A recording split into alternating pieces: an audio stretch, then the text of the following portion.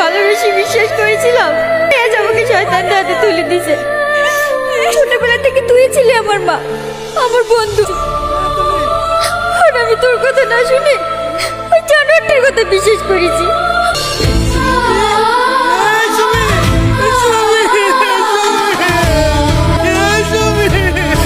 খুব ইচ্ছে করছে জানিস, একবার তোর মুখটা দেখতে, তোকে জড়িয়ে ধরে কাঁদতে, কিন্তু আয়নার সামনে দাঁড়িয়ে নিজের চেহারাটা দেখার মতো ক্ষমতায় তোর সামনে কি করে দাঁড়াবো?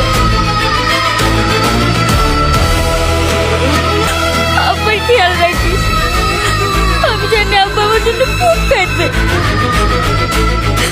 আব্বা যেন আমাকে ক্ষমা করে দেয়। আরেকটা কথা, যদি পারিস রাজা সুরজকে শাস্তি দিস, তবেই আমার আত্মা শান্তি।